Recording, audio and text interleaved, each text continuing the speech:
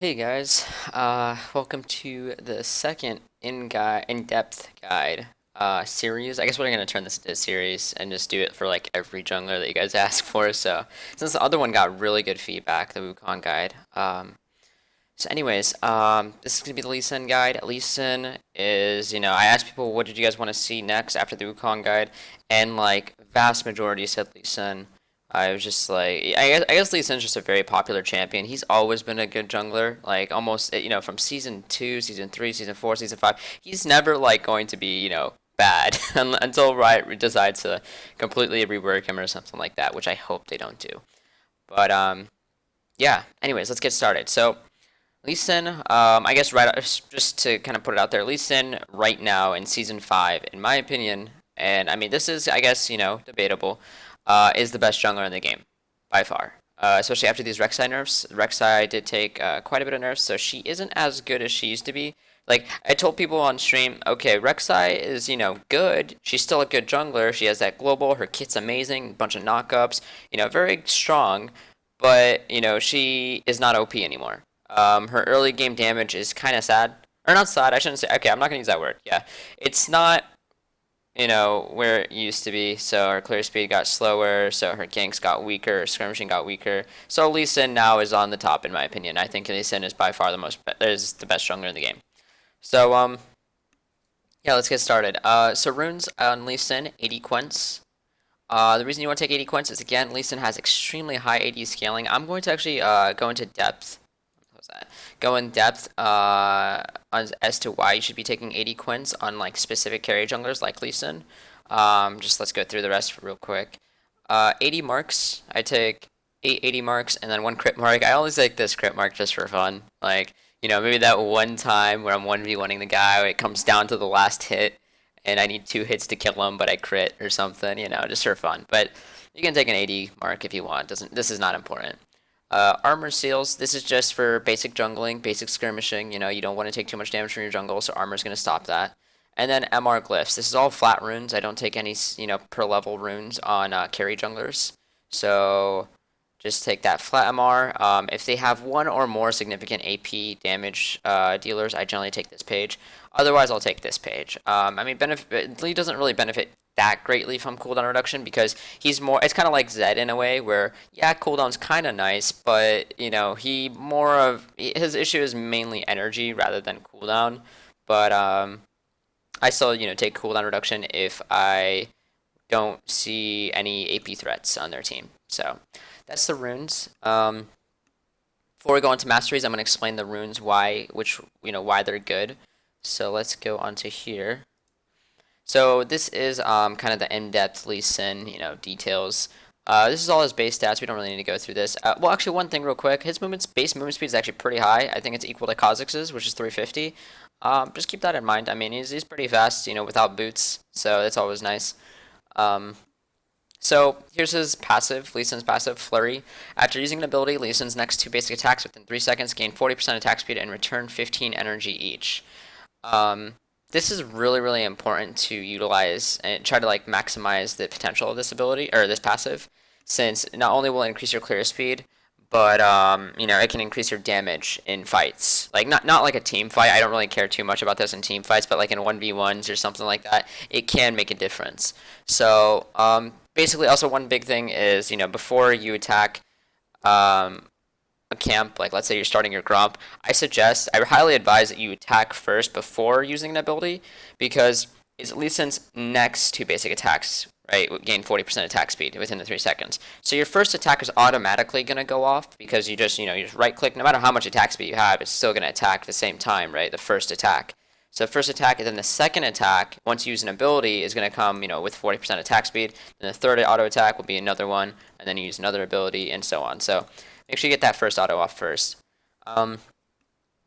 Lee Sin's Q, I'm sure people hate this ability. Well, people who play against Lee Sin. Lee Sin shoots a 2000 speed wave, sound in a line. I'm not going to go into too much detail of this stuff. Its range is there, its energy is there, cooldown's there. Base damage is alright. But this is the thing I was talking about, 90% bonus AD ratio. I tell people on the stream that anything over an 80% is generally a pretty significant, ratio. So taking 80 quins, 80 marks with these types of scalings is just extremely like it's very smart. It increases your damage by a lot. So that's why we take 80 rather than attack speed or armor pen. Armor pen would be such a waste on Lee Sin since he just has such good 80 ratios, 90%, 180% if you combine the two. His E's 100% 80 ratio. His ult is 200% 80 ratio. Like, just go for 80. There's no reason to get anything else but 80. Something important to know is the energy of the Q. First Q is 50 energy. Energy of the second part of the Q is 30. And that's just how it works for everything. 50, and then 30 for Iron Will, and then 50, and then 30 for Cripple. So it's just 50, 30, 50, 30. It's actually pretty important to acknowledge, because if you try to like Q smite Q and you're like, oh man, I'm gonna Q smite Q this and get the dragon, see a jungler that doesn't have a Q smite, what you might do is like you might Q smite you might attempt to Q smite Q with 60 energy or 70 energy and be like, oh shoot, I didn't have enough energy for my second part of my Q. You missed your smite because you did it too early and you thought damage would be coming out and you'd lose the objective, right? So this is important to really understand for that, and for a second thing, in second, you basically want to kick in an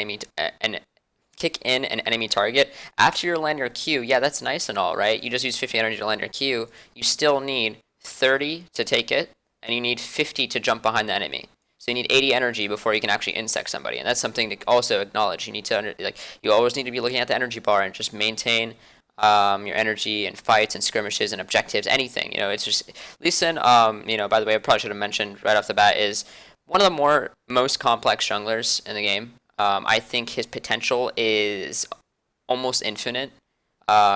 His kit is just like extremely mobile, and the better you get at lead, the more potential you have to carry. And I feel like that scaling, you're at the 75% potential. I feel like that scale doesn't even exist. The scale is infinite. So if you're extremely good at lead, you can get some really good elo. It's just gonna come to you.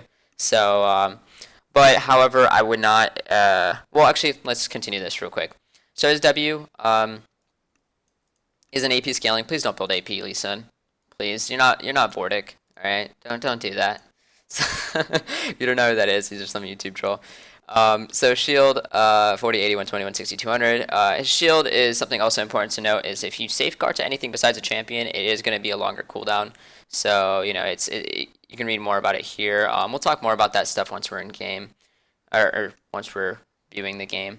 You also get lifesteal and spell vamp from your W if you press it twice, and this is actually important. Your smite counts as a spell.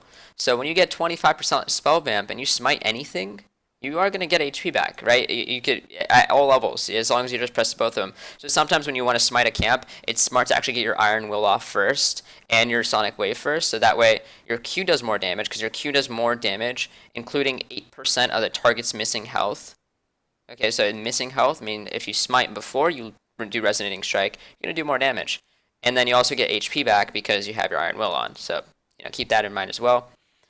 Lee Sin smashes the ground, dealing magic damage to all nearby enemies, getting shoot sight of them for 4 seconds. This is an awesome ability. I love it. They did nerf it pretty hard. It actually used to slow their attack speed as well, and that was kind of fun. But yeah, it was a little too strong. So I like maxing this ability second. I really like the slow percentage increase. I like the damage increase. It's mainly for the damage. Yes, you don't get an increased 80 ratio, but the base damage is pretty nice. It gives me a little bit of a faster clear speed and a little bit more guaranteed kills and ganks. I used to max my W second just for better skirmish potential, because I get more lifesteal and I get much better shield, and I can use my shield on an ally. So it is a pretty nice ability. So I guess it comes down to preference. My preference is E right now. I like maxing my E second. Q always first, not debatable. Please always max your Q first. I know some people are like, oh, but it's better to max E first because, you can't miss your E. Well, first off, that's wrong. You can definitely miss your E. I've done it multiple times.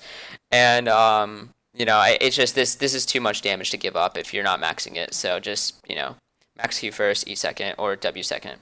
I, again, recommend this. Dragon's Rage. Probably one of the most interesting abilities in League of Legends. Like, it is definitely a unique ability. Lee Sin launches a powerful roundhouse kick, dealing physical damage to a target champion and knocking it back 1,200 units over 1 second. Enemies the target collides with take the same damage and are knocked airborne for 1 second. if you are really, really good at repositioning yourself and just like if you aced your geometry class, you know, in high school or college or whatever, you know, you just took well, actually high school, right? You know, you did good in geometry, dude, play Lee Sin. Because if you could position this ability right, you know, you can get a 3, 4, 5 man kick. You can turn a fight, like you can actually like, you know, 2v3, 2v4, you know, if you can actually get a really good ulti off. So we'll talk more about this ability once we get into game as well. Again, it all comes to practice. You can do some fancy stuff with this as well. You know, you will jump behind somebody, ult them towards your team to kill them. You can use this for kiting, you know, kicking away a tank that's just bothering your carry, or kicking away an assassin that's bothering your carry. And it's also very good to lower the person that you're trying to kill, you know, with all this damage, and then following it up with resonating strike, because then you do more damage when they're missing health. So it's really nice to kind of like Q alt Q, Q E alt Q, and then all this stuff depending on how much energy you have. His ulti actually does not cost anything. You know, it's awesome. Just has a pretty short cooldown, and yeah, it is a very, very hard ability to master. You know, it's extremely hard to say anyone has mastered Lee Sin. You know, some people are like, oh, but Insec, you know, no, Insec has made mistakes. You know, he's had his bad games with Lee Sin too. It's really hard to just say, you know, someone's just the master of Lee Sin. Lee Sin's incredibly difficult.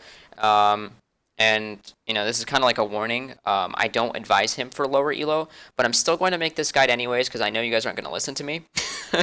Because he's just too fun to play and he's, like, really good. But at the same time, it's extremely hard to not throw the game as Lee. Again, we'll go into more detail once we get into the game. I don't want to make this video too long, so let's go back to the Masteries real quick. I like to go through the runes, then the abilities, so you guys can see the scaling and why I take what runes.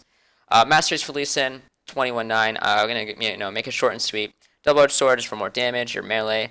Fury is a lot better than cooldown in my opinion. Again, I was talking about it earlier. Cooldown is not much of a big issue on Lee Sin. It's more of energy, you know. So I'd rather just get attack speed, because attack speed is gonna get me more energy. If you think about it, right? You get energy returned to you every auto attack after you use a spell, right? If we go back to here real quick. Lee Sin's next 2 basic attacks within 3 seconds gain 4% attack speed and return 15 energy each, right? So I would actually go with the attack speed, not only for increased clear speed, but increased energy regen, right? Which I guess in turn gives you more spells, you know, because again, cooldowns aren't like that high. So, well, they're high, but you know what I'm trying to say. You know, he's an energy user. Exposed weakness is really good for your E, your ult, your Q, you know, just you do a lot of damage. You get a lot of spells off on multiple people, especially if you're good at Lee. Brute Force, Martial Mastery, pretty self-explanatory. AD, basic attack increases spell damage. I mean, it's pretty good. You know, you Q, you auto Q again, or you Q auto E Q. You know, just Spellbing, Blade Weaving are pretty nice. Only use a bunch of combination of spells and auto attack. So these 2 masters are pretty strong on him. Executioner is just really good on carry junglers. I mean, who wouldn't want to do more damage when they're low, right? Dangerous Game restores some health and mana. Yeah, you don't use mana, but that Dangerous Game is still a really good mastery, even by just giving you that HP back. Because if you build really tanky, 5% HP off an assist could make the difference between winning and losing a fight. So I really like that mastery. 6% armor and magic pen. Your E is magic damage. I actually don't know if I mentioned. I don't think I mentioned that. It is an 80 scaling ability, but it does do magic damage. So, I mean, it's something. You're not an only AD user, so that's something to be aware of. But yeah, you take this for the armor shred. Increased damage, havoc, you know, that's pretty self-explanatory. We need that. It's a really good mastery. Block, tough skin. Tough skin you need to jungle. I mean, I guess you don't need it on Lee. Lee actually has one of the better sustains early game, but, you know, it's there. Block, unyielding, veteran scars, juggernaut. Just some basic defensive masteries. You know, you look through my other carry jungle pages, you know, I have all of those. Okay, this is not a carry jungle page. You know, I always take these masteries, so just very good for late game when you build HP, very good for early game, and this is just good defensive masteries to have on junglers, and this just helps you with the jungle, so. Alright, sorry for making that so long, but I really wanted to explain in thorough, you know, what's going on with Lee, what we do with him. And then item sets, by the way, I don't talk about builds till after the game, so we're just going to leave that for now. So, okay, let's get into game here.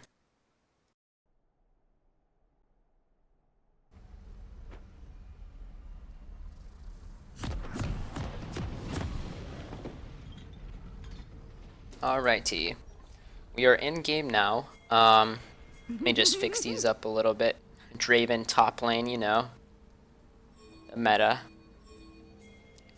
And I think we're good. There we go. Alright, so we are going to be playing. Oh, let me actually write this. There we go. And let's take that off for a bit. So we are going to be playing Lee Sin versus Rengar here. Lee Sin actually does have a couple, you know, matchups he isn't good against, and a couple matchups I think he is pretty good against. So I just froze there for a second, no big deal. So matchup Lee Sin is pretty good against. Oops. Matchup Lee Sin is good against is something like he is pretty good against Rengar. He's pretty good against Kha'Zix. Pretty good against Wukong. The reason he's good against Wukong is because he can kind of, you know, E Wukong's clone, kick him out when he's cycloning, just do more damage than him, more burst damage as long as you're doing well. He's pretty good against Rengar because, you know, again, he can seem invisible. He can burst Rengar down because Rengar just generally doesn't build HP early on, so you can just kind of like one-shot him if you run into him. Kha'Zix, kind of the same story.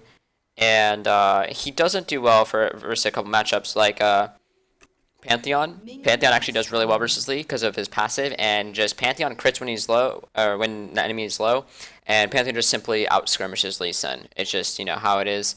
So, like, if you ever just run into him, it's just, you know, 1v1. It's just Pantheon just decisively wins that matchup. But obviously you can outplay the Pantheon. You can just avoid him. I just, you know, would suggest avoiding him. Anyways, we're getting into the game here, so I'm going to just auto-attack, then Q, like I said I was going to. And I actually would smite a lot earlier, like before I actually hit my Resonating Strike there. But I was worried that these guys were going to come in and just like try to take this. So I'm like, okay, I'll just wait out my smite a bit here.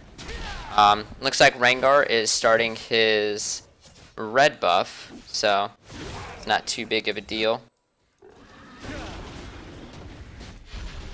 So, got my W at level 2. Notice what I'm doing here. I'm auto-attacking twice between spells. So auto-attack, spell, auto-attack, auto-attack. My Q's coming off cooldown. Let's use my Q. Auto-attack, Q, W, auto-attack. You know, see, and then I overlapped it a little bit there just because I figured, okay, let's just get this over with.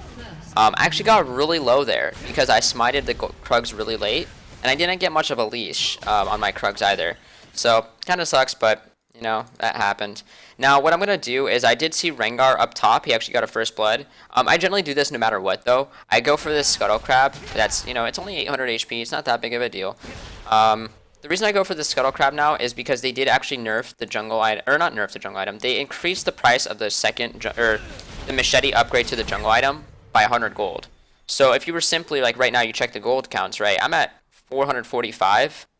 But, you know, if I went to go do Raptors, that's how much I would be at. I'd have no room for any HP pots. It's just I just don't like it. You know, I don't like having that little amount of gold.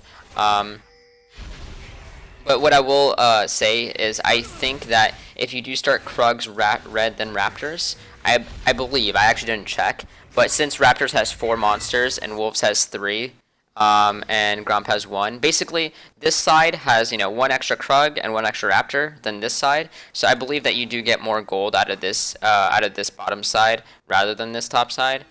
So you can actually get away with not doing the Krug if you're starting your red side. But what are we doing here? It looks like we're going for their blue. Oh yeah, this fight was actually a big mess. I remember watching this fight. This was a huge throw on our end. You know, CTP down really early. I don't know why we decided to early invade here. You know, we're just going for this. I think Jonna gets like 1 shot here. Yeah, she dead. I'm just sitting here. Oh, let's flash, and then I get killed anyways, so that kind of sucked.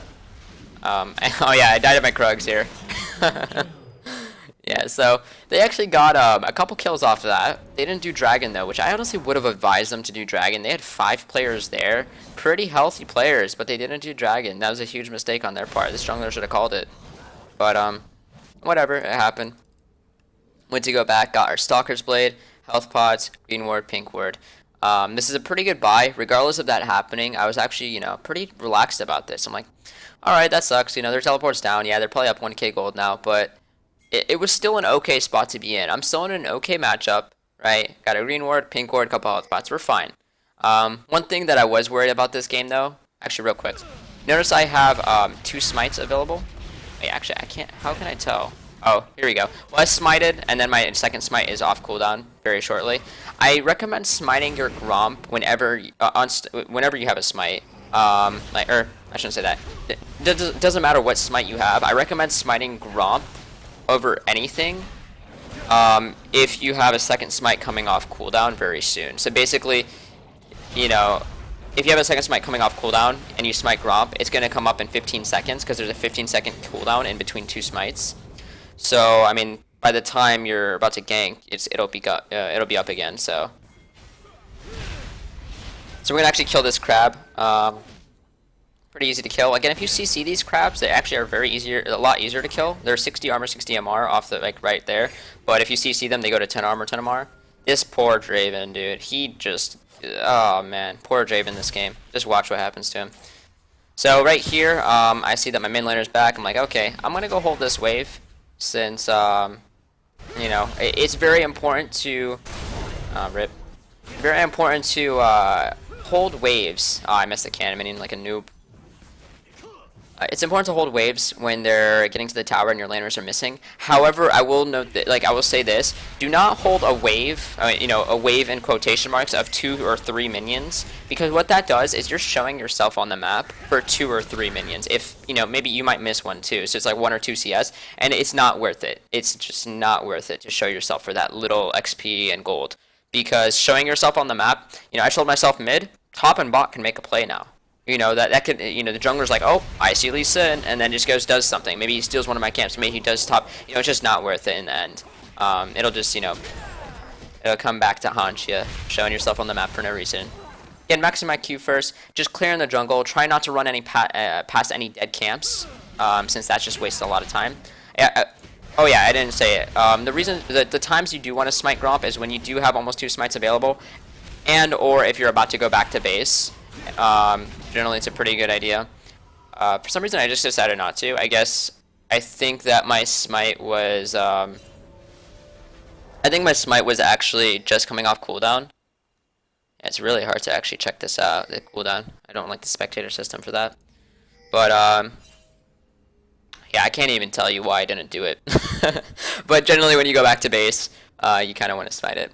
So I went to get double long swords, couple health pots. I still haven't used my green ward or pink ward. I mean, a lot of people like green warding and pink warding the rivers. I actually don't. I actually really like to save it for deep wards. I think deep wards are 5 times more valuable than any ward in the river. I'm not saying wards in the river are just not good at all. They definitely are. I guess it's kind of greedy in a way. It's like the same time, you know, it's just greedy. One thing I do want to notice, by the way, I'm getting 2 autos off in between, you know, every spell. One thing I do want to mention is I notice I'm really behind this game. I notice, look at the score. We're 0-6. I am not ganking till I am stronger than this Rengar. But however, look what real quick. Let's rewind that a bit to 8:03. So we notice here, Rengar showed, Annie showed, Jarvan showed, right? What is the instinct? Right here. So I'm like, okay, well, there's 3 players top. There's 1 mid. Our mid laner is dead, but she is half HP. And our bot lane is pushing in their pushing into their bot lane, right? Now this is a call that you've got to make as a jungler, right? Okay, this is happening over here. All right, he's dead. This is happening over here. My eyes are not on this red buff. You know, I'm using my attack move, which is keybind into A to kill this stuff. She's about to go back. She's half HP. 3 people here. They're pretty low. Teleport is not available. And then I'm like, okay, let's do this. You know, let's just do this dragon because this is a very good opportunity to do dragon. They can't really do much to stop us here. And this is the kind of stuff that will win you games. If you have better dragon control than an enemy jungler, that is like, even if the score is like 0-15, as long as you get 5 dragons by the end of the game somehow, some way, like you just have really good timing, you know, that can win you a game. You know, it's kind of like that cushion, that safety. So awesome, we got first dragon. Doesn't give us gold, but it gives us something. You know, it kind of indirectly gives you gold because it gives you stats. So, again, I'm like, okay, what's going through my head? I am not going to gank anything till I am 100% stronger than this Rengar. He's already 201, right? I am not going to do anything till I'm stronger. So, I need to hit level 6 for sure. Maybe even level 7 before I actually want to, like, really gank anything. Because if I get counter-ganked, you know, I'm just going to put us even further behind there. So, this is kind of a less aggressive early game Lee Sin play. Lee Sin is a very, I guess, versatile champion. You can play him this way, just farm like crazy, get level 6 and kill everybody, or you can gank really early, which I advise ganking really early, but this game was a complete slaughter. I actually chose this game specifically because it was a comeback game, and it was a pretty good Lee game. So I pink warded this. I'm like, I like pink warding these bushes actually, because I make sure there's no ward here. So he's right here. I'm like, okay, I'm pinging him. His strike's about to come up. I didn't know if his strike was going to come up. I was actually expecting him just to E. So this is what happens here. Just waiting in this bush. I'm level 6. If Rengar shows, whatever. I'm pretty strong. You know, I might be able to. I'll put up a fight. So his shark is coming up. What he does is he Q ults. He E's onto her. And then I'm like, okay, well, she's going to ward jump. I can flash Q her, which is what I do here, I believe. Flash Q. And I'm like, okay, if I land this Q, I can ulti. I think I E'd first. Eat first, and then ultied her, just to finish her off, because I didn't want to ulti her away, and her living with like 1 HP, because I didn't E first, and then simply ward jump away. So it was a pretty easy kill, a little bit, you know, tougher than expected, but, you know, that's the start of our comeback here. Good shutdown on a champion who bought Mejai's. We'll take it. Oh, and then right here, actually, let me go back. Again, this is something that you need to understand. As a jungler, your eyes cannot just be glued to yourself. You need to always be looking at your surroundings, what is going on. So we're looking here, I finish her off, I'm like, hold on a second. Rengar is really low. I'm always looking at the map like, who's coming to me? I'm like, hold on, Rengar is actually really low. Actually, I didn't notice till now. I'm like, okay, Rengar is really low. I'm pretty low, however, like, I can take this guy. I mean, we got a full HP Janna. I can take this guy. So, what I decided to do is I think yeah, I have everything off cooldown except for my flash and my ulti. So what I do is I just ward jump to kind of gap close, so I'm not going to die to Corki. Nice stun from Vayne, and we finish him off with just my, actually didn't even hit my Q. Well, it was going to hit, but we didn't need it. So just a very easy kill. This guy was pretty low mana, he couldn't really do much. And I mean, if I was in trouble there, you know, Janna can shield me and we're good. So 2 kills, we're coming back into the game, awesome. I am 1-1-1 now, I'm going to finish my Stalker's Blade and get a Ruby Crystal, a couple of health pots. Ruby Crystal is going to be going into Sightstone. Sightstone is so core on Lee. I can't emphasize that enough. I saw some Lee Sins not build Sightstone. I'm like, what are you, dude?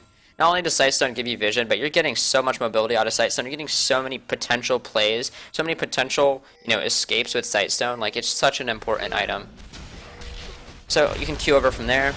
You know, again, 2 autos, strategy spell. Sometimes I'll overlap them once I have, like, once you have all 3 abilities, you can overlap them because the abilities will just come off cooldown by the time you use 2 autos with each. So let me show you what I mean by overlapping. Okay. Q, I press my W again, E, you know, Q, I'm going to save that for a little bit, E, alright, and then I get 2 autos right there. See, so the entire time there, I had 40% attack speed, but I overlapped my abilities pretty hard because, you know, I have all 3 abilities up, it's fine. But then, you know, right here, I'm taking it a little bit easier. You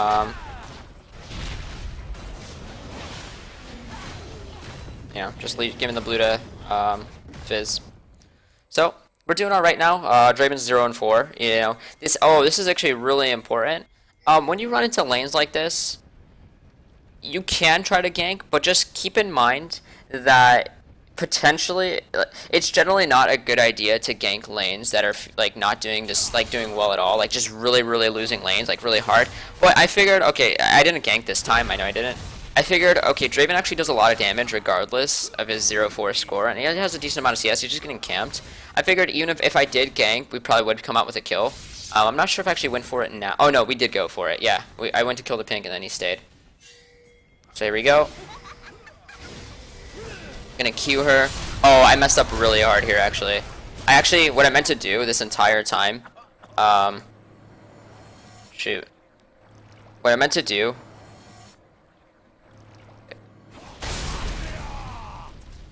okay, so I landed my Q on Annie right here, right? What I was going to do is ward jump here, kick her into Jarvan. That was what was going through my head, and what I ended up doing was absolutely nothing. I was trying to move into a direction. I don't know why I didn't, and then I just ended up kicking her like a completely horrible direction. Ended up taking so much longer to get this kill than needed.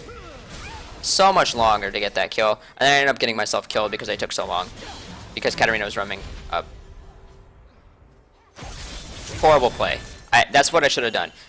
Jump there, ulti her into him, and then they're getting both away from the turret and getting that damage. And then unfortunately they got 2 kills bot. So it's not looking good. 4-13. We're down 4k gold. It happens. You know, don't give up hope. I know a lot of players are just like, all right, forfeit at 20, go into the next one. You know, unless you really think you have zero chance of winning, you can do that. But I advise, you know, just keep playing. It's fine. So what do we do here? We built Sightstone, and I'm building actually a no magic mantle even before my boots because their Katarina is extremely strong. Like she's just fed. And not only just Katarina, but Corki is actually really strong, and most of his spells do magic damage, even though his auto attacks do AD. So since his spells do magic damage, they have an any support who does magic damage, and then they have a Katarina who's fed. I'm like, okay, let's get an early no magic mantle here. I do believe I build it into Hex Shrinker later. I saw that Annie was leaving my jungle, so I'm like, okay, Annie, I'm gonna smite this, get oracles, and kill your ward. And we just finished the ward here. Again, get that attack speed to kill wards. So right now we are 8 CS up on Rengar. You know, I'm level 8, he is level 8, so if we did run into each other here, I would definitely outdamage him, especially since he invested so much golden boots. He actually hasn't bought in for a while, though. He has 1.3k. Yeah, he's just gonna get his jungle item, probably. Oh, actually he went for Tiamat, okay. I don't think that's a poor choice. I can, you know, it's not bad. Again, if I didn't mention already, I would not recommend any jungle item besides Warrior. I mean, Stalker Warrior on Lee Sin. So, I just finished this entire jungle. This is important for just jungle in general. I finished my Raptors, Red, and Krugs. Now, please, guys, please do not make the decision to run to Wolves. Okay? That, like, not only is Dragon almost up, but, which is, like, really bad to be on top side when Dragon is almost up. It's about 35 seconds.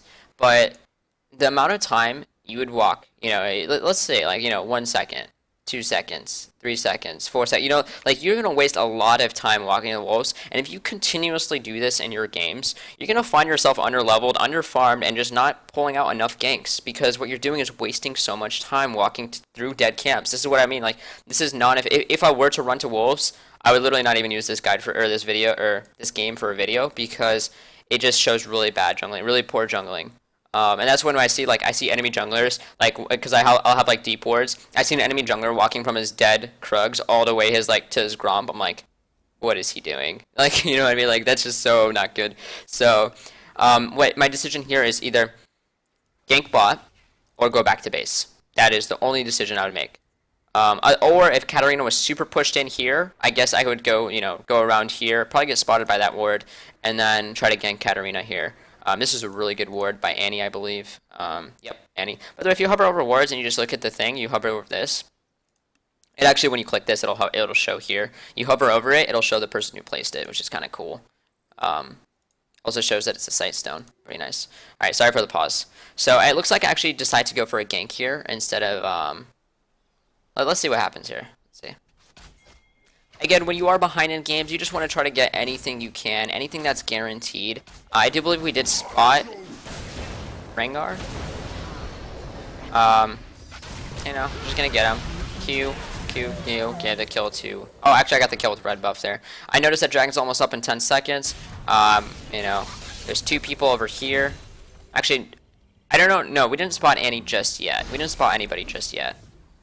Oh, I see Katarina here. I'm like, okay, Kat. Alright, I see you. I see you. Gonna land the Q just for a gap close. Let's see if we can smite her. Can I not smite her? Oh, I guess not. Oh, okay, hold on. I actually don't even know what happens here. I do believe we came out with a good exchange here, though. So, let me actually speed this up a little bit more. And... okay, alright. So, he lands the shark. She actually kind of walks into it. What I do is, okay, I notice this exclamation mark here. I'm like, alright, Rengar's here. What I'm going to do, since Rengar is there, I'm going to, I think I ward jump here because I believe Katarina's going to jump over. And I figured, well, Rengar, he does have, I didn't notice he bought Tiamat. Rengar is going to have AoE damage, so I figured, hey, let's get away from Fizz for a bit and see if we can just kill Cat. So I'm like, okay, he jumps the Fizz, which is what I expected. He's not going to jump a full HP lead. Well, I mean, I guess we're both full HP, but, generally, Rengar should not be jumping a Lee Sin, otherwise he's just going to get QE ult Q'd in the face, and that's going to take about 80% of his HP. So, I'm like, alright, see Katarina here, let's ult her to stop her ulti. Let's land a Q after she gets over there. and we landed a pretty good Q. And then me and Fizz are like, all right, let's take this guy out. Unfortunately, I feel like Fizz made a mistake here turning around. He should have waited a bit, you know, for me to get my spells off cooldown. But whatever, we got this guy. And then I'm like, okay, Annie's coming to kill me now. She has mobility boots. This is really important as well. When a champion with mobility boots is chasing you, keep in mind your smite does not have a cast animation. And what does that mean, right? Now, a lot of people understand that if you use a spell while somebody's chasing you, you know, they're probably going to catch up to you because it takes time to get that spell off. But your smite, on the other hand, does not. So what I did is I did Q her because I felt like she was just too far away. I believe I Q'd her. No, I didn't even Q her. Oh, no, I did Q her. Okay, so that stops her mobility boost right off the bat. Like, okay, I Q'd her. But if I think if I Q her one more time here, she's going to be in range to Q me. Because my Q has a cast animation. So I'm like, okay, what can I do? What can I do? You know, and then I'm like, oh, let's just smite. And, you know, it doesn't stop me from moving. It doesn't stop anything. There's no cast animation from smite. If there was, it would suck because then, you know, junglers actually securing objectives would be super hard. But anyways, going back to base here. We get our Hex Shrinker, I believe. Yep, there we go. Hex Shrinker is such a strong item versus heavy AP teams like this. I do recommend it. Again, we'll talk more about builds at the end of the game. And I go for another no magic mantle because I really want to just stop their damage. These guys are fed. These guys have the, you know, they have AD damage too. This is going to be built into Merc Treads since they do have Annie stun and Rengar root and stuff like that. So I figured let's get some Mercs. They do have auto attackers as well. I mean, I think Mercs and Tabis would have been equally as good this game. I actually didn't even know they spotted me here, but I think I tried to burst her down and then run away. Yep, I run away there because my ulti wasn't even up. My ulti just came up right after I ran away. I believe they do get the second dragon, but we get 2 kills here. Bam, saved the Gosu. Actually, I didn't save him, but, you know. So we're on a killing spree. That's pretty good. That's without, you know, without making too many aggressive plays early, since, you know, Rengar got a really good kill off early, really a couple kills off early, and you know, when you're in that situation, you got to be careful. You know, I say it like this. I use this, I guess, analogy in a way on stream. When you're ganking, when you're behind, like as a team, it's basically trying, and like you're not stronger than the enemy jungler. It's basically trying to heal a wound without a band-aid. You know what I mean? Like you're okay. You can try, you know, and try to heal a wound with whatever you got, but you know, it's not gonna work unless you get the band-aid, right? Alright, don't get all technical on me. Oh, but you can use medicine, you know. But like my point is, you need the tools before you can recover, and that's something that's really hard to discipline yourself with, because when you're falling behind in a game, people panic. They're like, oh no, I need a gank or we're gonna lose this game. No, just chill, you know, get objectives, play better, capitalize on their mistakes when they're out of position or they're playing cocky, and then when you're stronger, you know, that's when you make the plays. That's when you start getting kill after kill, make these comebacks. We're still down 4k gold, right? But it's a lot better than the 2-13 or whatever our score was earlier. So I finished my Merc Treads. Again, I definitely believe you finish Warrior first no matter what. Then you finish Sightstone second no matter what. And then, unless you have enough gold for, well, no, honestly, yeah, no matter what. And then either Brutalizer or Hex Shrinker, depending on what you need. If they didn't have much magic damage, let's say they had a Zed mid and, yeah, just a Zed mid, right? I probably would have went Brutalizer instead. So it looks like we're going for this guy. I don't think we can make anything. Oh no, we do make something out of this. So I actually, real quick, let's go through slow-mo. So right here, I missed my Q. I guess I misjudged that he would be like walking this way. Let's see, so I'm like, oh, he's gonna try to dodge it. Nope. And he's coming in here, and what I do is, I actually don't know what I do here. I'm gonna just talk about it. I ulti him, war jump for some reason. Alright, we just outplayed this guy really hard. That's what happened. Okay, so basically what I did is I ultied him over there to stop him from killing me, and then I war jumped here, flashed over the wall. I'm like, okay, let's see if we can land a Q once he starts running away, and then we just outplayed him there. So might use that in a highlight clip. And it looks like we're trying to collapse on Rengar. I don't think this is a very good idea at all. I think I pinged like crazy away. That was me pinging. I'm like, no, and then he dies. But whatever, it's cool. It happens. You know, when people get caught out, don't get angry at them. It happens. People have bad days. People get tired. People, get, just exhausted. It happens. It's your job to work with what you got. You know, if you have a 0-15 top laner, great. It's not your, it's not your lucky day, but work with what you got. So we built a Ruby Crystal. Oh, great thing about Ruby Crystal, if you don't already know, you haven't played the past week.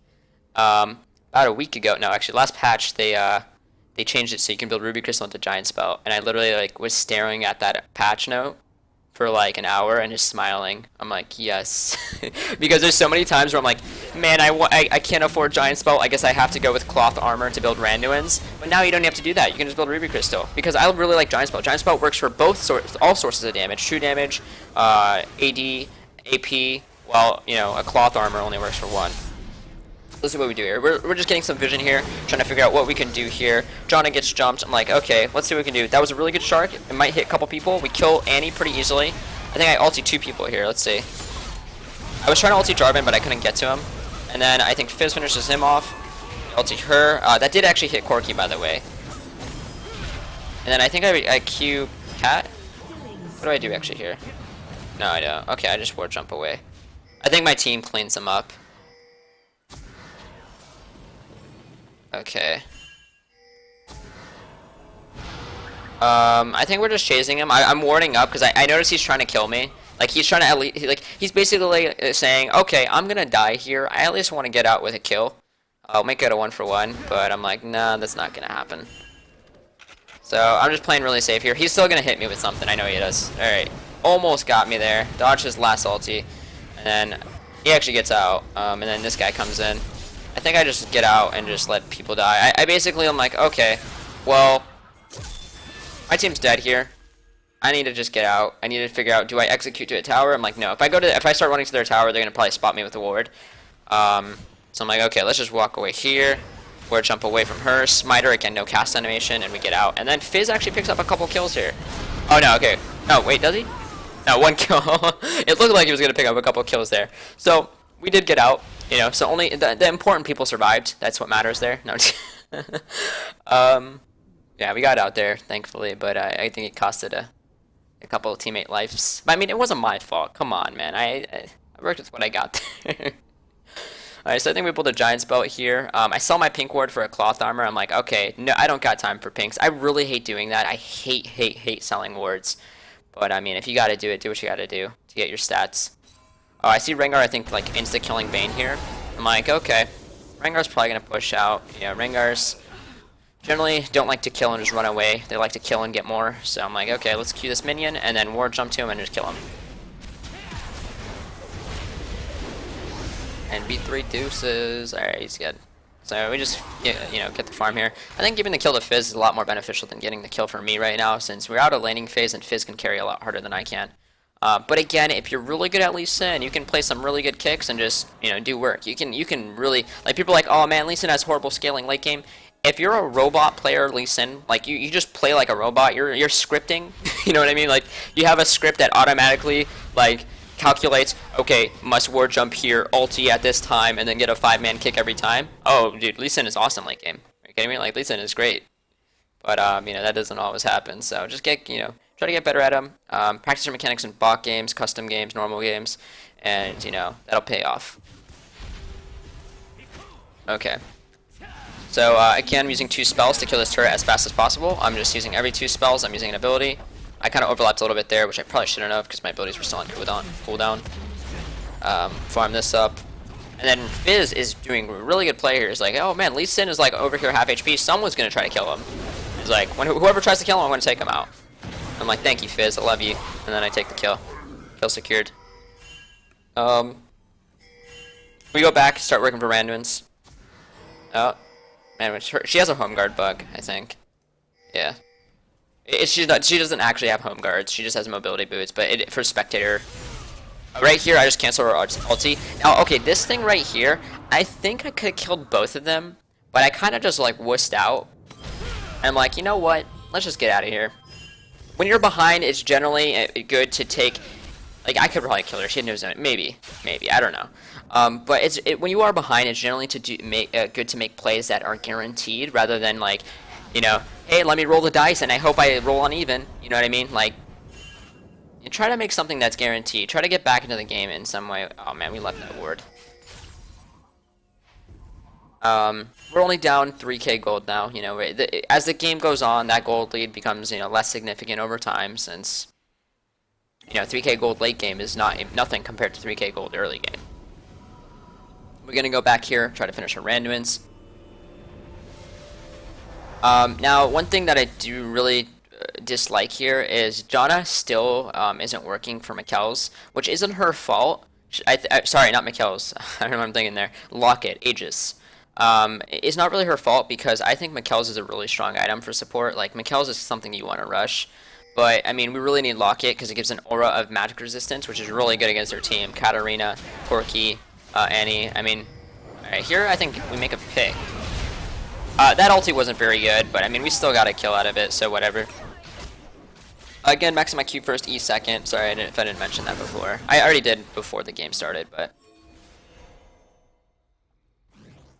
Also, when I was killing the crabs early, now that I just see this crab, it's very important to kill the crabs like when they're 800 HP, because they're so easy to kill, and they give 30 bonus gold because of your jungle item. So that's 80 gold for killing an 800 HP target. That is super easy to kill, so like... You know, if it's 800 HP at any time in the game, kill it. Also, I'm not gonna dwell on this too much, but again, importance of clearing every single one of your camps is so, you know, I can't emphasize it enough. You need to clear all your camps, because if you don't, you know, they're not gonna level up. And same thing with crab. If you don't kill the crab, it's not gonna level up. It won't give you much XP, but it still gives you this, you know, basically the same amount of gold, which I don't get. I don't know why crab, for some reason, gives basically the same amount of gold at all levels. Like it's like plus 3 gold, you know, every level. It's like nothing. Maybe they'll change that in the future. So right there, I made a mistake. I just played way too cocky. I did get some good words in their jungle, but I was playing way too cocky there. I think I noticed that blue's about to be up. Is that what's going on? Wait, what am I doing actually? Am I going for Gromp only? Oh, I guess I'm going for Gromp only and then I get out. I think I honestly should have just went back instead. Maybe I needed a little bit more gold for an item. I'm at 837. I guess what I'd wanted to do is kill that Gromp and then just never come topside and just stick with bot side, because I think maybe Dragon's up soon. When is Dragon actually? There's probably a way to find out. Shoot. It was here before. What happened to it?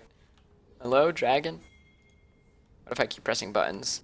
F1. Oh, I don't know what that did. Oh, that's the Fog of War stuff, okay. Oh, actually I should be using this more. This is our vision, this is their vision. We actually have a lot better vision than they do, and we're behind. Very poor vision control on their end. Oh, 2 minutes till Dragon, there we go, it popped up. Okay. I'm building an Old Magic Mantle. I think I told Janna in chat, hey Janna, can you start building Locket? And I think she said sure. So I'm going to start building Banshees here, which would be really nice, because that way Annie can't just stun me when I'm going in. Now we compare the score. I'm 729, Rengar's 454. I have a little bit more CS than him as well, so this is just like kind of balance, you know, 16 kill participation with 105 CS. This is a balance between farming and ganking. Generally, you want to gank when you think you're like 95% sure you can come out with a kill or an assist. I don't like ganking to burn flashes. I think that is bad in Season 5, and I don't like waiting around for counter ganks either, unless I know for a fact they are going to be there in the next 5 seconds, because of a ward I placed earlier or something like that. So here we're like, we're just checking out what's going on. We're like, ah, man, they're probably gonna do Baron. I think I might get caught out here, but I die. I die here, I remember. Unfortunately, I die to Ignite. Pepperoni. So, we got 1 kill, and I think they get... I think they get 2 kills for 1. He tries to put up a fight here. Unfortunately, couldn't do it. I think Dragon is about to be up in 35 seconds. I'm not actually 100% sure what we do here. I do ping it. I believe I do ping like crazy. I mean, at least in... Oh, it doesn't just say it's what I purchased. But, oh, man, you know what? She went for Captain Boots. I honestly think she would have went for... I don't know why she didn't go Locket, or, like, start building Locket before that, but, yeah.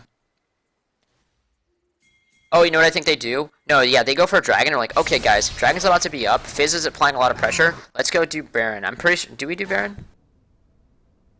Or do we try to contest Dragon? I forget. I remember we did Baron once this game. Oh, no, okay, there's no way we're doing Baron here. Yeah, we're probably... I think we're just going to go to contest Dragon. We're pinging mid lane turret because we know that for a fact they're going to go to Dragon. There's no way they're just going to completely ignore it. And I'm like, okay, you guys push in mid. I'll try to steal drag. I missed the smite here. I'm Pretty sure I missed the smite here. Really, really bad on me. There's no reason for me to miss the smite there. I smited at 100 HP early. I guess I kind of, okay, real quick. I guess I kind of was a little panic mode there. I'm like, oh man, they're doing so much damage. They're bursting it. Because, like, look, they're bursting it really hard. They have 3 big damage dealers here. So I figured let's go in at that time. But yeah, that was just a panic smite. Now, real quick, notice what I do here. I'm looping around here to get away with the ward jump. But before I do that, I'm like, okay, well, these two just got a turret and they're collapsing in. And believe it or not, I am looking at the map while I'm doing this. Again, the jungler, as you play more jungle games, you'll get better at just always looking at your map. Which is funny, because whenever I go in lane, I just never look at my map. I don't know what's wrong with me when I lane. But anyways, I'm positioning myself in a way where I'm going to ulti this guy or this guy and hit all 3 members. And maybe even continue that fight. I think Vayne cleans up here. So we kick that one person, hits everybody, knocks up everybody. I believe we ward jump away. And then I think we go back in. Okay, I actually didn't go back in. Vayne just goes crazy here. No, I do go back in. I'm pretty sure I do something here. Vayne doing pretty well. She's attacking what she can. She's not going to go all the way to Katarina and just, you know, die to Rengar trying to chase Katarina. That would be stupid. I think I do kill Kat here. She takes out my Hex Shrinker, cancels her ulti there, which is really bad of her. She made a mistake there. And I Q her. And we take the Q. And we just clean up here. So that would have been awesome if I got the dragon. Like, everything would have worked out perfectly, but... You know. The inner Saint Vicious. No shots fired. I mean, people always use that, you know, saying, Saint Vicious. So she gets away. I believe the red spawns here, doesn't it? No, it doesn't. Okay. So I think we call Baron here because, oh shoot, let me actually, hold on, this is actually important. So I'm sitting here, and I think I'm analyzing, okay, well, Andy's getting away with very minimal HP. He's about half HP. I do believe we see him with this ward. I'm like, okay, we can do this. Now, why do I believe we can do this? One, Draven. Draven has a lot of damage. You know, he's an AD carry, top lane AD carry, which is kind of weird, but he has an IE, he's got a Ghost Blade, he's got a pretty decent amount of damage, and he also has lifesteal. Second thing is my Q. My Q actually does do percent health damage, so that's always nice when you're doing objectives. And then the third thing is Fizz. His W, Fizz's attacks deal an additional 20 plus 5% of the target's missing health as magic damage on hit. So it kind of works like Lee Sin Q in a way. And I'm like, okay, well, we got 2% health damage spells. We got one pretty strong AD carry, even though he's 6 and 9. And then we got shields. Let's do it, you know. And they can't really contest it. The only person who potentially could beat here is Jarvan with his teleport. But, I mean, he's just CSing mid lane. I figured it would be just really unexpected here. And I'm like, okay, we can do this pretty fast. I mean, look, it's taken us like less than 20 seconds to do this right now. It just bonks her on the head there. And we get the Baron. Here I'm just like, oh, I got a kite. Killed that guy. I do believe someone dies to Rengar here, don't they? Yeah, I think Fizz becomes a hero here. Or tries to become a hero. Wait, do we? No, actually I think everyone gets away then. I queued her just to kind of scare her off. Alright, so we walk away with a Baron. I give this blue to Fizz. Oh no, yeah, Fizz dies here, I remember. Yeah. Ripperoni Fizz. Alright, so we're gonna go with our Baron back. Like, when you have Baron, you back a lot faster, and it gives you like a mini home guards. So I finished my Banshee's Veil, which will be really, really nice against their heavy AP squad. We'll stop maybe some Corki damage, we'll stop any stun. I just wanted some MR, you know, against all three of these guys. I mean, Rengar's W and Jarvan's E do magic damage, but it's so insignificant. You know, it's not something you'd want to build MR against. I'm mainly building it for these guys, but obviously the armor's more important. Now, if I was doing extremely well, like what I mean by like extremely fed, extremely well, is like 10-0 within like 15 minutes, or like 5-0 within like 6 minutes. I probably would have went Last Whisper after Hexshanker, but that's still a risk. Generally, I don't like to build Last Whisper, or like I don't like to build an additional damage item unless I have another tank on my team. But I mean, I have a Draven top, so we don't have a tank. There, I kicked him against the wall, so your kick, if you read it again, real quick, enemies the target collides with are knocked into, or hold on. Launching an enemy champion back. I think it's like 1 second or something. It is basically like a stun if you hit him in place, like against the wall, so. Again, when you do kick somebody, they cannot flash. They cannot use an ability, so just keep that in mind. And that's why ulti flashes are so good. When you start your ulti animation on somebody and then flash behind that target, in the opposite direction, they will, you know, obviously they can't react to that. They can't get away from that. So like, let's say I started my ulti animation right now and Katarina flashed towards their base, she would go this way. You know, I'm not sure if I actually do it this game. I haven't done it yet, which kind of sucks because I really want to show you guys that. So right here, okay, actually this is important, really, really important. Now this fight right here, I throw really hard. And reason being is, notice our team comp, it's not the greatest. We do have a disengage, pretty good, drawn a disengage. We have a Fizz who's an assassin who likes to go in pretty hard. Then we have 280 carries who need some peel, right? These guys do need some help a bit. So what I decided to do here, I'm like, oh guys, let's fight it, right? I remember, I think I messed up really hard here.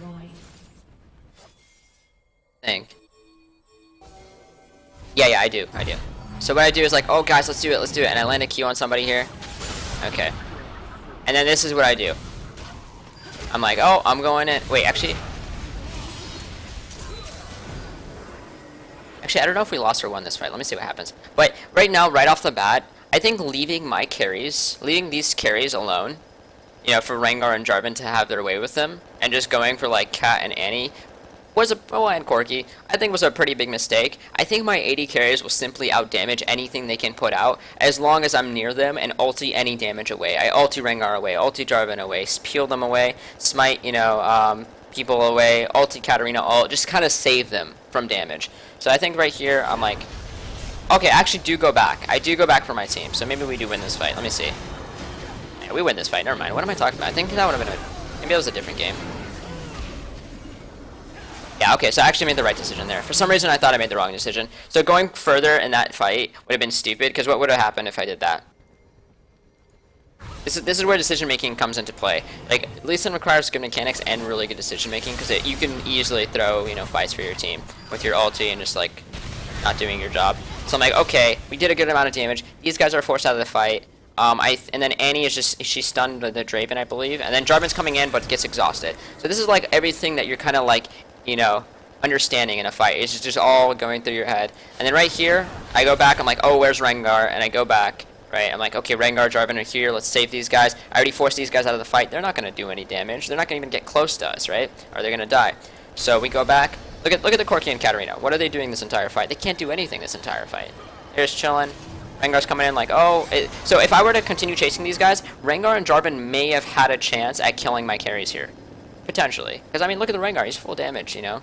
Jarvan, full damage. But we made the right decision here. Turn around. And these guys, they're not doing anything. Corki's 1v1ing a minion. And losing.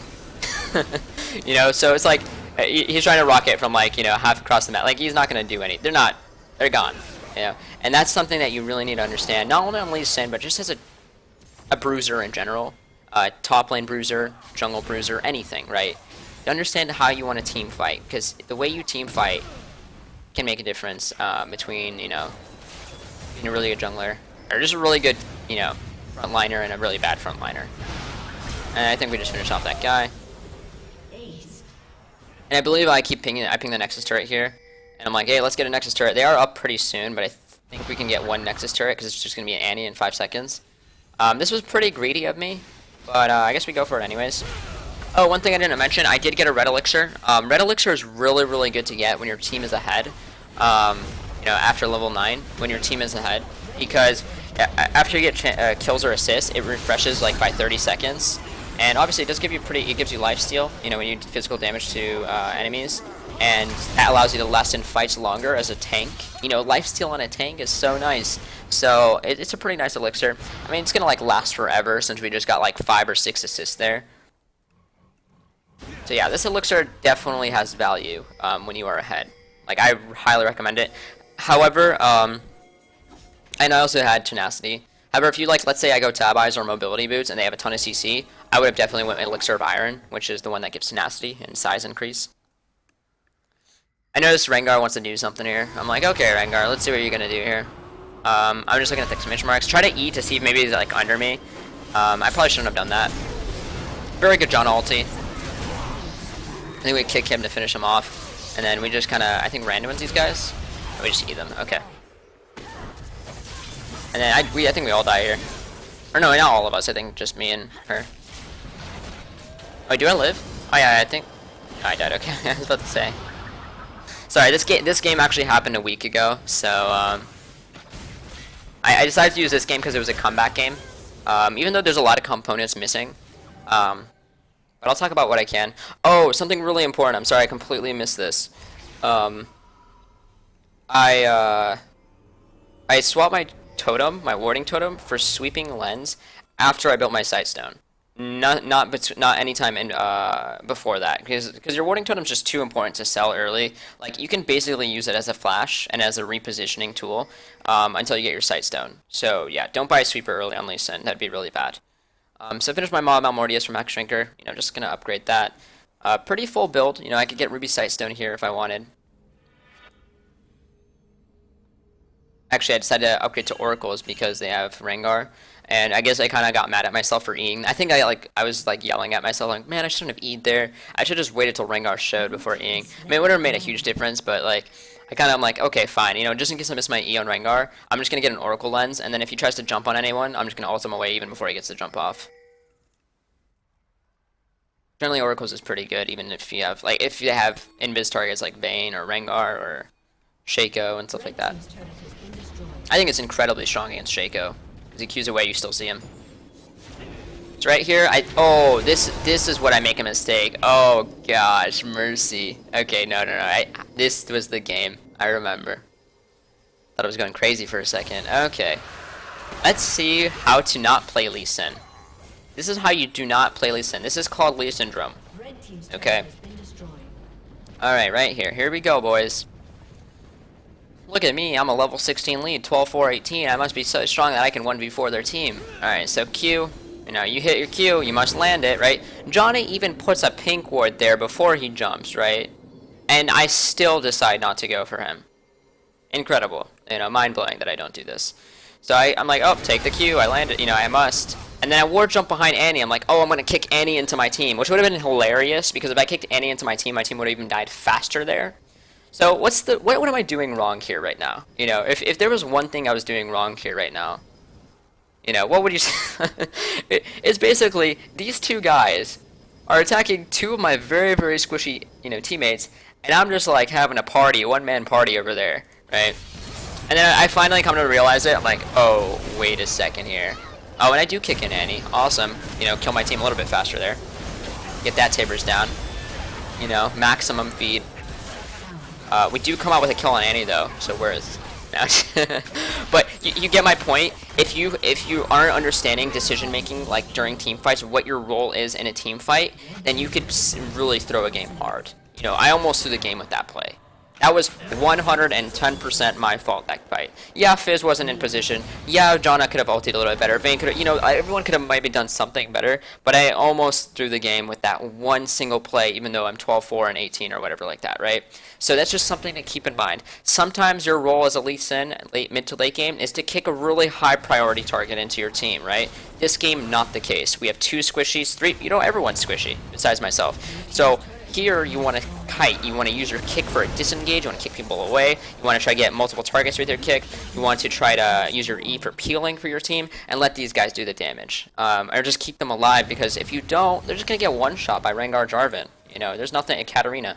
So, huge mistake. I'm like, my bad team, really sorry about that, I just completely derped. I think they try to do Baron here, which is really bad. Katarina's one of the worst Barons, or Baron doers. Then she can't use her ulti on Baron, and her spells are not that much damage, I guess. Baron doers. What a great word. So, I'm pinging Baron. I'm like, let's just do it. What are they going to do? They're all 1 HP now. Their base is in flames. Actually did lose a Nexus turret. Kira just becomes a 50-50 smite war. You know, Eye of the Tiger. Don't miss the smite. I think we actually killed this guy. Never mind. Oh yeah, this guy, we played volleyball with this guy. Here, let me show you. So basically, what did we do here? The Baron, this is actually pretty important to understand. So basically, we're starting Baron. as a team here. They have no vision. We have a pink ward. We see they don't have any wards. And he's probably out of sight stone wards. Actually, I don't know if that's a spectator bug or not. But anyways, we're just doing this. Fizz is like, oh, Annie's coming in. She flash ultis for, you know, at 4k HP. We're like, okay, this is 4k HP. Annie just came in. Let's kill her first before we continue Baron. Very smart by our team. You know, everyone's on the same page here. No one's attacking Baron. And then we're like, oh, alright, their jungler came in too. And then everyone's focusing their jungler. Janna ultis him while I'm like spamming my ulti on him. And he just gets like volleyballed, you know, everywhere. And we just take him out pretty easily as well. And then we're like, I think, did we finish it? No, I keep going. These guys might finish it. I just keep going.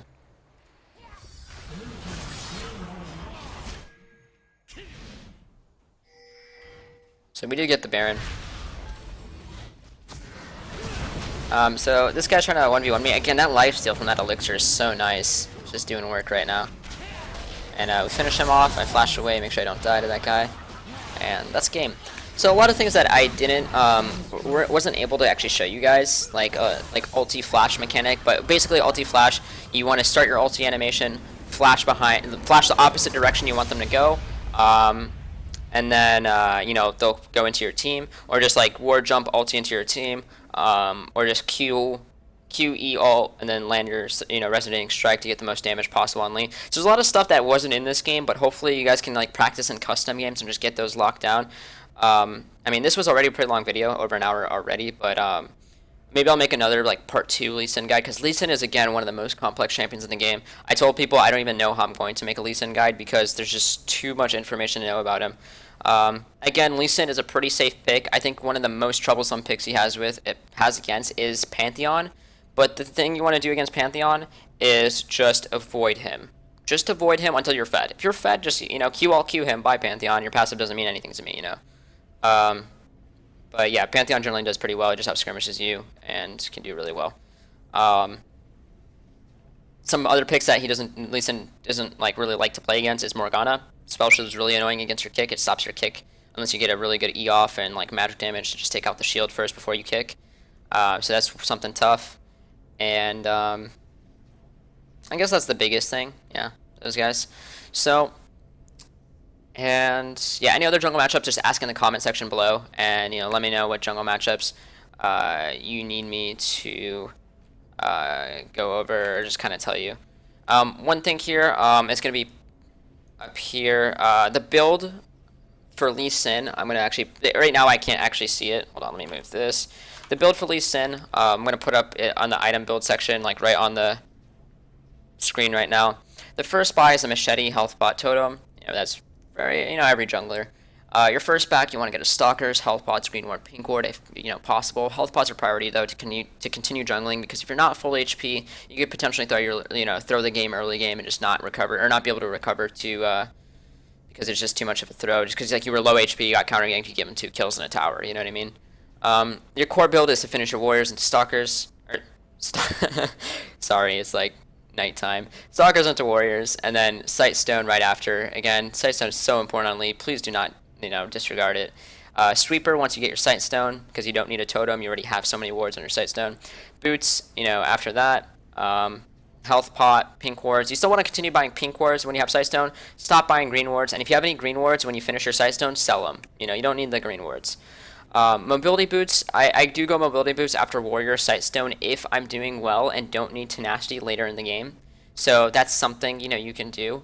Hex Shrinker if the enemy has heavy AP. If not, go Brutalizer. You know, we talked about it this game. They had Katarina, Corki, Annie. We decided to go Hex Shrinker. Damage items you can buy if you're snowballing. Now this is something, again, I'd be careful about. It's very hard to carry as damage Lee Sin because, again, it requires really good mechanics and decision making. As you saw in this game, which is one of the reasons I use this game, is I threw one fight really hard because I just completely messed up. I got damage off, but, you know, definitely not in the right places and didn't use my spells correctly. Because I should have peeled for my team since they were so squishy.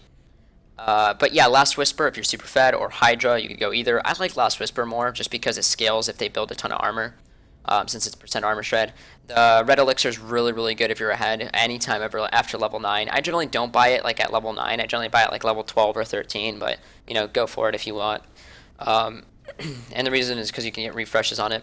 And then for boots, after I generally finish my boots after like Brutalizer, Hex Shrinker, either one. I don't like getting both. I don't think I think it's just too much gold invested into damage items at that point, especially since Warrior costs so much. It costs 2250. Lizard used to cost 1600. Now Warrior costs 2250. So Mercs, if you need tenacity, so you're not gonna build MOBAs, build Mercs later on after your damage items. If not, get Tabies or Tabies. I'm sorry, I can't pronounce that item. So, and if they have a ton of auto attackers like Jarvan, Rengar, Tryndamere, Ashe, Caitlyn, I'm just naming them off the top of my head. They did have they had a couple auto attackers this game, but I figured Mercs was too important against Annie Stun and Rengar Root and their AP damage because it does give some MR as well. Armor and MR items you can build. Again, randoms is pretty core. I almost build randoms on every jungler, almost. I think it's an extremely good item. It's the most armor efficient item in the game. That's not debatable. It's just really armor efficient item. Bunch of health, bunch of armor. Very good slow for kiting. This game is extremely important to kite for my team, and just an extra slow to have with my smite, with my E, with my ult disengage, so it's pretty good. Banshees is just really good against AP champions.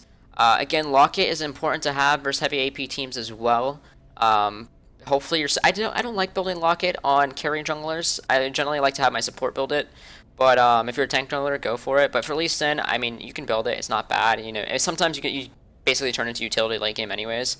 But this game, it was like kind of carry-ish. I had a ton of kills. But yeah, I like Banshees for MR item. I don't like Spirit Visage. I think the Veil is just too important for Spirit Visage. Like Spirit Visage gives cooldown as well, which again I don't really care too much about because the energy issues that I was talking about earlier. So I like the Banshees Veil over any day over Spirit Visage. Yeah, even though it does increase the heal on W, I still like Banshees more. And if you need a second MR item, I'd go Maw. If you need another MR item over after that, I mean GA is an option. I just don't like GA that much anymore after all the changes to it. But I mean it's not bad. I'm not saying it's a horrible item. And then you finish your Black Cleaver or Maw Malmortius after. Oh, and Thornmail again. Oh, I already talked about that. And then finish Black Cleaver or Maw Malmortius after your core defensive items, which we listed before. And then on the right, there's an example of full builds versus a heavy AD, a full build versus a heavy AP, and a full build against like a mix, AP and AD. Which that game was actually a AP and AD team. So what I did is actually, if you look at the build, I had the exact build of the example of full build mix, except for the cleaver. I actually had a Maw Malmortius instead, because I wrote in parentheses, may have Maw or Black Cleaver. You can choose either one. Now, one thing that you can do, okay, with Lee Sin, since the totem is changed, I don't know if you read the patch notes, but the totem is changed now, where your totem actually can hold 2 charges of wards now. It's basically like half a sight stone. It can hold 2 wards, and it refreshes every 60 seconds. So if you want, you can sell your Ruby Sight Stone late game if you have a ton of gold, and buy that totem item. Let it charge up before you fight, so you get 2 wards, so you can kind of reposition yourself pretty well in fights, and then sell that for an item like Last Whisper, Hydra, or Bloodthirster. I wouldn't sell it for another defensive item. I feel like that's just kind of overkill in defensive items. Like I feel like there's at some point, you're just going to have so much defensive where building any more defensive is just going to be a lot less effective than just more damage. You know what I mean? So, yeah, Bloodthirster's Hydra, pretty good. I think Last Whisper probably would be the best, even though it is the cheapest out of the 3. Since, again, if they're probably going to have a ton of armor by that time, and, Armor Shed is just really important compared to just pure damage. So, but, go whatever you like, whatever you prefer. Again, I'm just going to say it again. Lee Sin is probably the best jungler in Season 5. That is debatable, but I think, I have no question that Lee Sin is the best jungler in Season 5. He's been a dominant jungler, top tier forever now. But, huge warning sign, guys, he's a very, very difficult champion to play. It's not as easy as it looks or easy as it sounds. Please practice him in normal games and customs and try to carry with him consistently. Understand his build, understand his abilities and his mechanics, and understand how to play efficiently with him. Don't go non-stop ganking early game, never farming, and then be underleveled and lose the game. I've done that before in the past, but I've kind of understand you need a balance between farm and ganks. This game I didn't gank too much early, but you can gank early. I don't want to stop you from ganking early. You don't have to farm till 6. Don't do I only farmed till 6 this game because I was so behind and everyone was dying. So I'm like, okay, we gotta get strong here before we gank. But you can gank early. I actually advise it. Just make sure you're farming at the same time. I have a general rule: don't stand still more than 4 seconds in a game. Otherwise, you're just gonna fall behind by default and lose the game by default. Again, tenacity elixirs are there if you need extra tenacity. You can build it over mercs if you want even more tenacity. Like they have a 5 they have 5 champions with stuns like Fiddle, Annie, Lysandra, Lulu. They have a ton of stuns. Yeah, go for it. Why not? Um, and is there anything else that we got to go over? Again, if you have any questions, ask me in the comment section. I love seeing comments on these videos. Like it. Like the the more likes on these videos, the faster these guides will come out. Because if they have a ton of support, and a lot of people want to see it, I will make more, on a daily basis if I can. So, yeah. Again, like it if you liked it and you enjoyed. Comment if you have any questions or just want to make a comment on the video, or it was something I can improve. I know this was a long video. Honestly, I want to make this longer, but I'm going to leave it at here because it's pretty long as it is. And subscribe to the YouTube channel. I would really appreciate it, guys. Highlights are being posted, montages, guides like these, patch note reviews. I'm gonna have some fun games as well, maybe normals with friends, and just a bunch of content coming out on the YouTube. I'm really loving YouTube recently, so it just has so much support on it as well. So thanks to you guys. And yeah, that's gonna be it. Alright guys, thank you so much for watching this Lee Sin guide. I might make a part 2 because there's a lot of stuff that was missing, just because again, Lee Sin has a lot to him. But we'll see. We'll have to see if people want a part 2, or feel like if there's too much stuff missing, then I'll make a part 2.